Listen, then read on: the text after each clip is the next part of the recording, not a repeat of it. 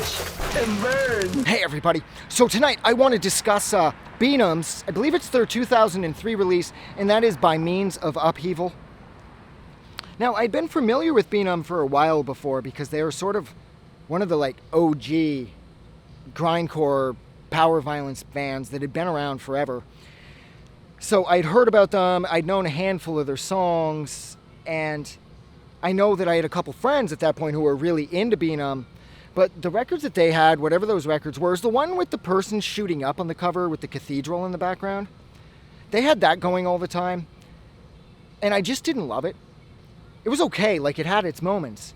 And then they came out with By Means of Upheaval, and I remember it was brand new, and I got it at the HMV in Toronto, and it was like $20, so I figured, oh, what the hell. I don't love Benumb, but I kind of got a vibe about the record, and I did absolutely love the album art.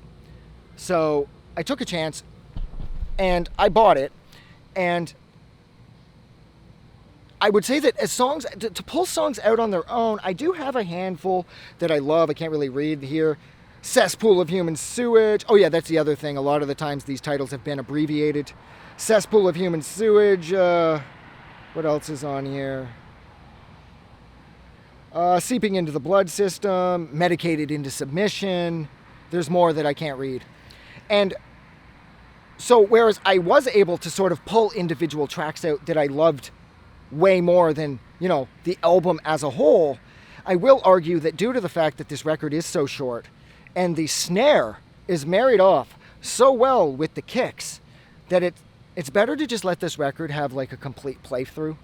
I found that when you pull songs out of here, it diminishes the impact of the rest of the record because you find yourself just constantly going back to your favorites.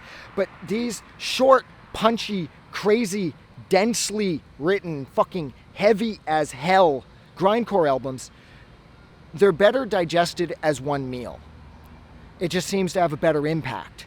When I start to pull apart Benumb stuff and I start to put a song here and a song there, it's like I find myself never going back to the album.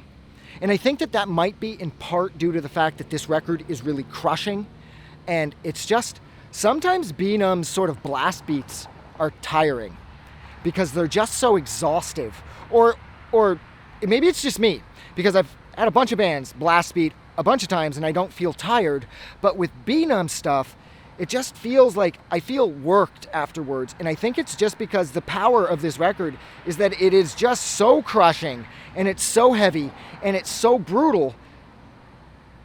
This record kind of reminds me of early Hatebreed too. Even though Hatebreed don't really sound like this, I've always sort of had the two sort of related in my head. Early Hatebreed with Benumb's By Means of Upheaval, for some reason.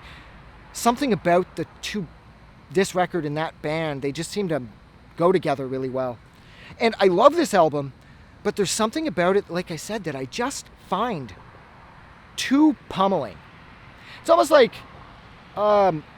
Jakobse's Total Annihilation, with that clever sort of digital start and stop thing that they're doing.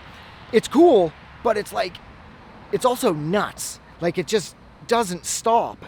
And it's almost too much, maybe? I guess. Maybe I'm getting old too. There's also that possibility.